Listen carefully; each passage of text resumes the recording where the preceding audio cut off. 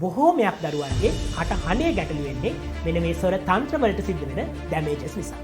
ඒ වගේම තමයි ඇතමෙකුට running out of breath. ඒ කියන්නේ හුස්ම මදි වගේ තේරෙනවා කතා කරගෙන යන්න. ටික දුරක් කතා කරගෙන යද්දී හුස්ම හිර වෙනවා, තද කරනවා වගේ ෆීලිං එකක් එනවා. මෙන්න මේ vocal cord nodule ඇතිවීමත් එක්ක.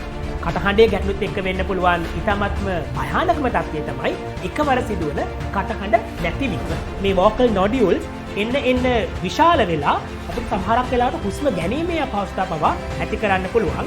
ඒතර එහි ප්‍රතිඵලයක් විදිහට ඔබට හුස්ම හිර වෙන්න, ඒ වගේම මරණයටපත් වෙන්න පුළුවන් පවා අවස්ථා ඇති වෙන බව අපිට දරුවව දැනුවත් කරන්න පුළුවන්.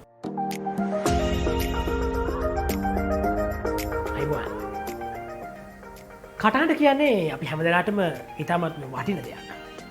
කතා කරන්න, සින්දු කියන්න, මේ හැමදේටම අපි අපේ කටහඬ පාවිච්චි කරනවා. ඉතින් කටහඬේ ගැටලු ගැන අපි මීට සති කිහිපයකට කලින් කතා කරා. මම හිතන්නේ ඔබට මතක ඇති. අපි කතා කරා කොහොමද අපේ කටහඬ පරිස්සම් කරගන්නේ කියලා අපේ වැඩිහිටියන්ට.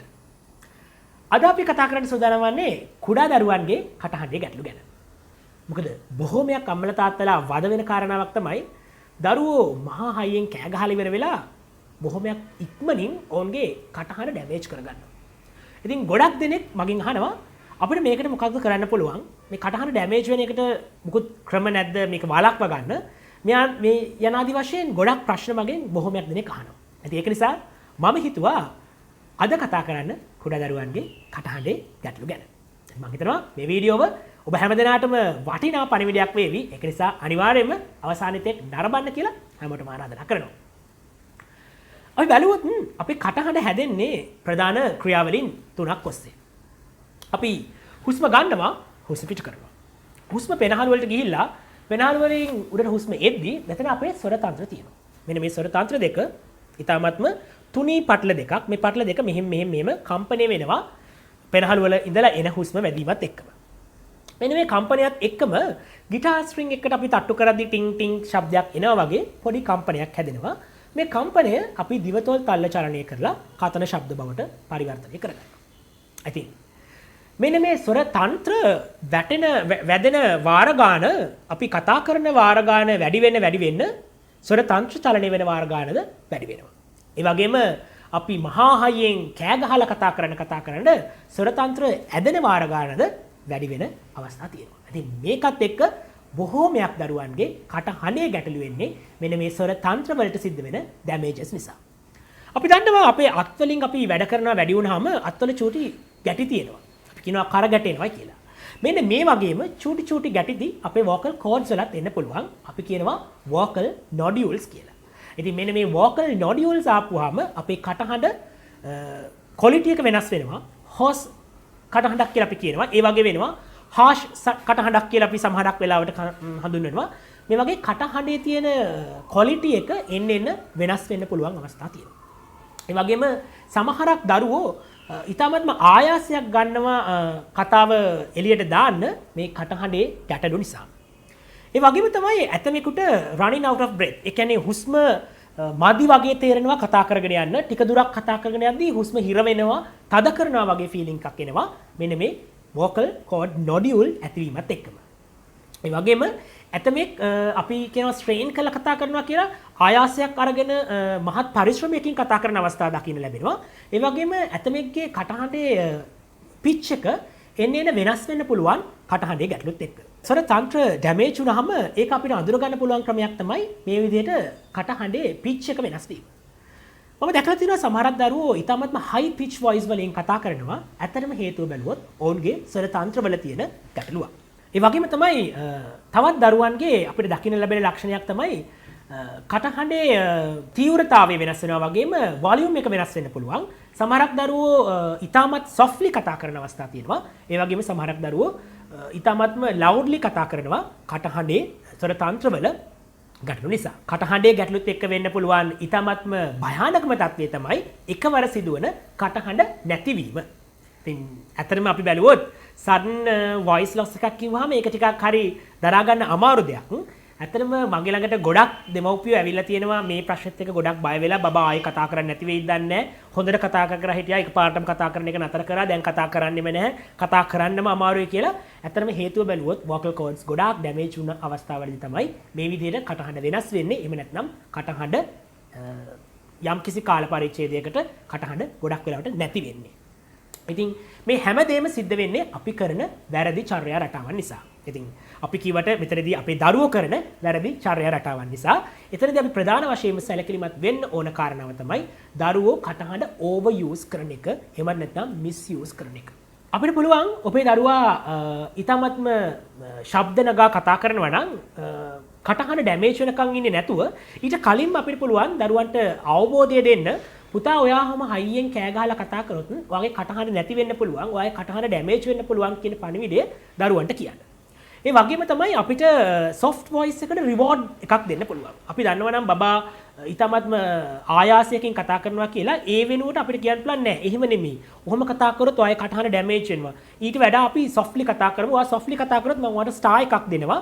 ඔයා stars 10ක් එකතු කරොත් අපි ඔයාට පොඩි tag එකක් දෙනවා. මේ වගේ ක්‍රමයක් අපිට අනුගමනය කරන්න පුළුවන්. ඔබේ දරුවට soft voice එකක් introduce කරලා දෙන්න. ඒ වගේම තමයි අපිට අපේ ස්වර තන්ත්‍ර ආශ්‍රිත ප්‍රදේශයේ humidity එක වැඩි වෙන්න ස්වර තන්ත්‍ර damage වෙන්න පුළුවන් chance එක ඉතාමත්ම අඩු කරන්න පුළුවන්. ඉතින් ඒක නිසා ඔබට පුළුවන් දරුවගේ vocal hygiene වැඩි කරන්න, දරුවගේ water intake එක වැඩි කරලා. ඉතින් ඒක නිසා අනිවාර්යයෙන්ම නිවසේදී සහ පාසලේදී දරුවාට ප්‍රමාණවත් ලෙස වතුර පානය කිරීමට ඉඩ ප්‍රස්තාව සලසා දීම vocal cords damage වෙන්න තියෙන chance එක අවම කිරීමට අපිට උදව් වෙන්න පුළුවන් එක අවස්ථාවක් වෙනවා. ඒ වගේම vocal cords damage වෙන තවත් එක සංසිද්ධියක් තමයි කැෆේන් අඩංගු ආහාර වැඩිපුර භාවිතා කිරීම. ඉතින් ඔබේ දරුවා වැඩිපුර චොක්ලට් ගන්නවා නම් ආහාරයට, ඒ වගේම කොෆී වර්ග පානය කරනවා නම් සමහරක් වෙලාවට දරුවගේ කැෆීන් ප්‍රමාණය වැඩි වෙලා එමගිනුත් ස්වර තන්ත්‍රවල damages එන්න පුළුවන් අවස්ථා තියෙනවා. ඒක නිසා මතක තියාගන්න ඔබේ දරුවා වැඩිපුර ආයාසයකින් කටහඬ භාවිතා කරනවා නම් පුළුවන් තරම් කැෆීන් අඩංගු ආහාර දරුවාට ලබා දෙන එක වළක්ව ගන්න. එහෙම නැත්නම් ඒවා සීමා කරන්නට අවශ්‍ය පියවර ගන්න පුළුවන් නම් ඉතාමත්ම වැදගත් වෙනවා. ඒ වගේම අපිට තවත් කරන්න පුළුවන් දෙයක් තමයි දරුවන්ට විවිධ ගේම්ස් අපිට කියලා දෙන්න පුළුවන් කටහඬ භාවිතා නොකර කරන ගේම්ස්. අපිට පුළුවන් එක ක්‍රියාකාරකමක් විදිහට කරන්න miming activities, right? දැන් අපි බැලුවොත් මයිමින් වලදී එහෙම නැත්නම් අංග චලන වලදී අපි කටහඬ භාවිතා කරන්නේ නැහැ.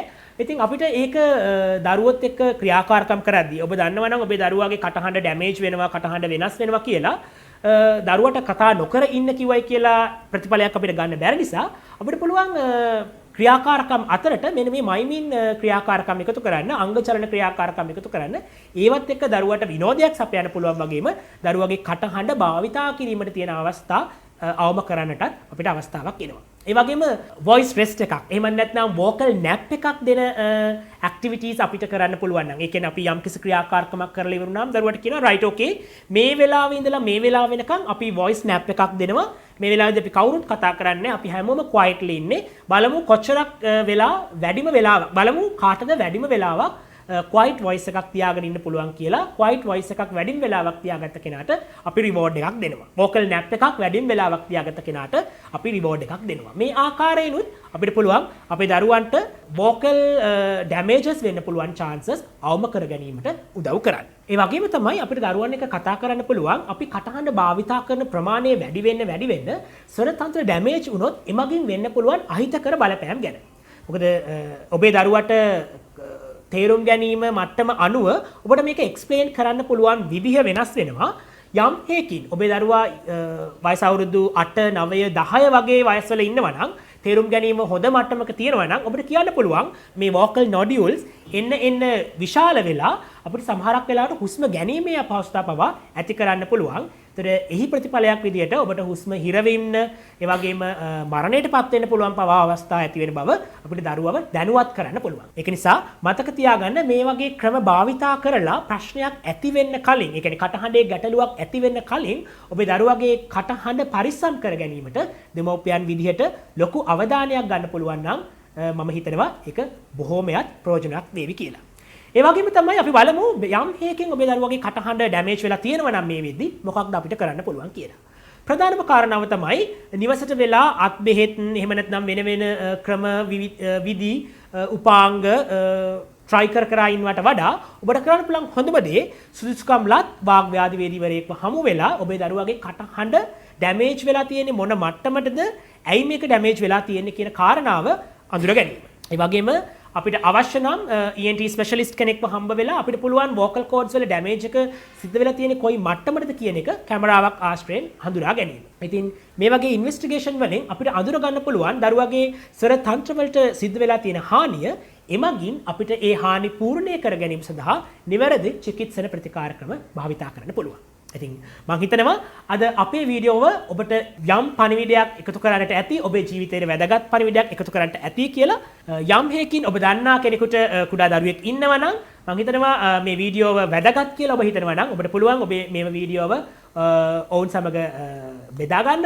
ඒ වගේම ඔවුන්ට මේ පිළිබඳ දැනුවත් කරන්න. මොකද ඇත්තටම ගොඩක් වෙලාවට දෙමව්පියෝ දරුවන්ගේ කටහඬේ ගැටලු ගැන ලොකු අවබෝධයක් නැහැ. ඉතින් ටික කාලයක් බලාගෙන ඉන්නවා යම් හේකින් හරියයි තව ටික කාලෙකින් හරියයි තව ටික කාලෙකින් හරියයි කියලා. ඇත්තටම ඒ විදිහට බලාගෙන සිටීම නුවණට හුරු කාරණාවක් නෙවෙයි. ඉතින් ඒක නිසා ඔබට කරන්න පුළුවන් හොඳම දේ තමයි මේ පිළිබඳ හිතවතුන් ඥාතීන් දැනුවත් කොට ඔවුන් නිවැරදි චිකිත්සන ප්‍රතිකාර ක්‍රම සඳහා යොමු කිරීම. අද අපි කතා කරේ කුඩා දරුවන්ගේ කටහඬේ ගැටලු ගැන. ඉතින් මෙම වීඩියෝවෙන් කතා කරපු මාතෘකා සම්බන්ධව යම් කිසි ගැටලුවක් තියෙනවා නම් ඔබට පුළුවන් පල්ලෙහායින් කමෙන්ට් කරන්න. මම සූදානම් ඔබට ඔබේ ප්‍රශ්න වලට උත්තර දෙන්න. ඉතින් මේ වගේම ඔබට වැදගත් අලුත් වීඩියෝවකින් ලබන සතියේ හමු වෙන බලාපොරොත්තු වෙන ඔබෙන් සමුගන්නවා. හැමදෙනාටම සුබ දවසක් ප්‍රාර්ථනා